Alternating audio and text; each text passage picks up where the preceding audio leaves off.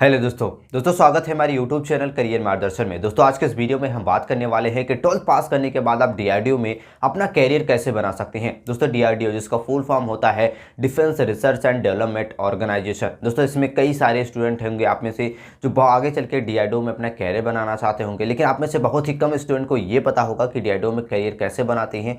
इसके लिए आपके पास योग्यता क्या होनी चाहिए, आपकी उम्र क्या होनी चाहिए, इसके लिए कौन सा एग्जाम देना पड़ता है, एग्जाम का सिलेबस क्या होता है, आपका सिलेक्शन प्रोसेस उसमें कैसा होता है, कैसे आपको वहाँ पे सिलेक्शन होता है, और यदि आप डीआरडीओ में अपना कैरियर बना लेते हैं तो आपको सैलरी कितनी मिलती है, सारी जानकारी इस वीडियो में देने वाले हैं। तो वीडियो को अंत तक जरूर देखें। दोस्तों वीडियो को स्टार्ट करने से पहले यदि आपको ये वीडियो हेल्पफुल लगे, अच्छा लगे तो वीडियो को लाइक और चैनल पर नए हो तो सब्सक्राइब कर ले, क्योंकि करियर से रिलेटेड यहाँ पे वीडियो आपको मिलती रहती है। आइए वीडियो को स्टार्ट करते हैं। तो दोस्तों अगर आप भी आगे चल के डीआरडीओ में अपना कैरियर बनाना चाहते हैं तो उसके लिए आपके पास क्वालिफिकेशन यानी कि योग्यता क्या होनी चाहिए, आइए सबसे पहले हम बात करते हैं। दोस्तों अगर आप एक डीआरडीओ में अपना कैरियर बनाना चाहते हैं तो सबसे पहले आपका 12th पास होना चाहिए। 12th आपका पीसीएम यानी कि फिजिक्स केमिस्ट्री मैथ सब्जेक्ट होना आपका कंपलसरी है। इसके साथ साथ कम से कम 60 से 70% आपका मार्क भी होना चाहिए। दोस्तों डीआरडीओ में अपना कैरियर बनाना चाहते हैं तो आपको कम से कम आपका पीसीएम होना चाहिए, वो कम से कम 60 से 70% मार्क होना चाहिए। और ये इसलिए होना चाहिए क्योंकि आपका जो ग्रेजुएशन होना चाहिए या फिर आप डिप्लोमा जब करते हैं इंजीनियरिंग के फील्ड में तो उसमें आपको ज़्यादा बेनिफिट मिलता है, आपको इजीली एडमिशन मिल जाता है इंजीनियरिंग में। दोस्तों इसके साथ साथ आपके पास ग्रेजुएशन की डिग्री होनी चाहिए, या फिर आप डिप्लोमा कर सकते हैं, वो भी इंजीनियरिंग कर सकते हैं, या फिर आप टेक्नोलॉजी में कर सकते हैं, या फिर आप कंप्यूटर साइंस में आपको अपना ग्रेजुएशन या फिर डिप्लोमा कोर्स होना चाहिए। यानी कि आप बीटेक कोर्स कर सकते हैं, आप और भी कई सारे हैं। बीटेक आप कंप्यूटर साइंस में कर सकते हैं, इंजीनियरिंग में कर सकते हैं, टेक्नोलॉजी में कर सकते हैं। डिप्लोमा कर रहे हैं तो आप डिप्लोमा इन इंजीनियरिंग या फिर डिप्लोमा इन कंप्यूटर साइंस, इन कोर्सों को अगर आपने कर लिया है तभी आप आगे चल के डीआरडीओ में अपना कैरियर बना पाएंगे। नेक्स्ट बात करते हैं कि आपकी उम्र क्या होनी चाहिए यानी कि एज क्या होनी चाहिए।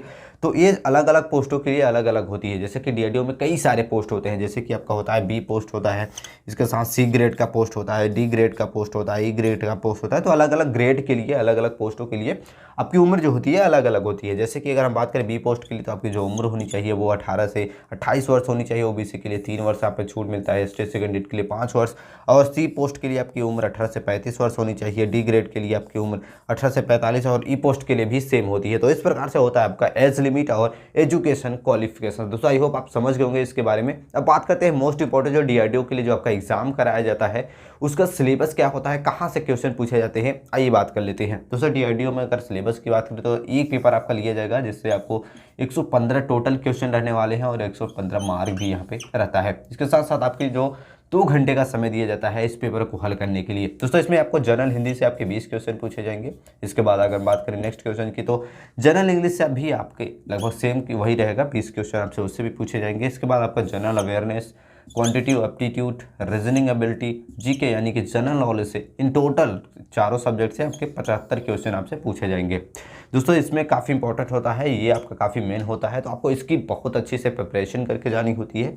तो इस प्रकार से आपका सिलेबस होता है, एग्जाम पैटर्न होता है। अब बात करते हैं मोस्ट इंपॉर्टेंट कि इसके लिए आवेदन कहाँ से करें और क्या क्या करना होता है। तो सबसे पहले अपना 12th पास कर ले, इसके बाद अपना ग्रेजुएशन कंप्लीट कर ले, ग्रेजुएशन या फिर डिप्लोमा कंप्लीट कर ले। इसके बाद आपको डीआरडीओ के ऑफिशियल वेबसाइट पे जाके आपको वहाँ पे डीआरडीओ के एग्ज़ाम के लिए जो भी पोस्ट के लिए आप अप्लाई करना चाहते हैं उसके लिए आपको अप्लाई करना होता है। इसके बाद डीआरडीओ द्वारा समय समय पर वैकेंसी भी निकाली जाती है, और कई सारे जो पोस्ट होते हैं उसकी डायरेक्ट वैकेंसी नहीं निकाली जाती है। आपको ऑफिशियल वेबसाइट से जाके आपको नोटिफिकेशन नहीं आता है, उस पर ऑफिशियल वेबसाइट पर आप चले जाएंगे और वहाँ से आपको आवेदन करना होता है। आवेदन करने के बाद सबसे पहले कराया जाएगा रिटन एग्जाम, जिसके बारे में हमने ऑलरेडी आपको बता दिया है। इसके बाद होगा आपका डॉक्यूमेंट वेरिफिकेशन, जिसमें आपके 10th की मार्कशीट, 12th की मार्कशीट, आपकी ग्रेजुएशन की मार्कशीट और जो भी डॉक्यूमेंट्स वहाँ पर रिक्वायर्ड होते हैं आपको सबमिट करना होता है। इसके बाद लिया जाएगा आपका इंटरव्यू, जो काफ़ी इंपॉर्टेंट होता है। इंटरव्यू आपको अच्छे से अगर आप तैयारी करेंगे तभी आप इसको क्लियर कर पाएंगे। और इन तीनों चरणों को यानी कि एग्जाम को क्लियर कर लेते हैं, डॉक्यूमेंट वेरिफिकेशन कर लेते हैं, इंटरव्यू को क्लियर कर लेते हैं, तो आप डीआरडीओ में आप जिस पोस्ट के लिए अप्लाई किए रहेंगे वो पोस्ट आपको मिल जाता है। दोस्तों डीआरडीओ में अलग अलग पोस्ट होता है, तो अलग अलग जिस भी पोस्ट के लिए आप अप्लाई करेंगे उस पोस्ट में आपको मिल जाता है। नेक्स्ट बात करते हैं कि डीआरडीओ की सैलरी कितनी होती है, जो आप में से बहुत सारे स्टूडेंट जानना चाहते होंगे। तो डीआरडीओ की सैलरी भी आपके पोस्ट के अकॉर्डिंग ही होती है। अगर स्टार्टिंग में बात करें तो आपको लगभग 56,100 रुपये से लेके लगभग एक हायर जो डीआरडीओ की सैलरी होती है वो लगभग 2.5 लाख रुपये आपकी पर मंथ की सैलरी होती है। ये पोस्ट 2.5 लाख रुपए आपको मिलती है जो सीनियर पोस्ट पे होते हैं, जो डीआरडीओ के हेड होते हैं, सचिव होते हैं, उनकी सैलरी लगभग 2.5 लाख रुपए मंथली भी होती है।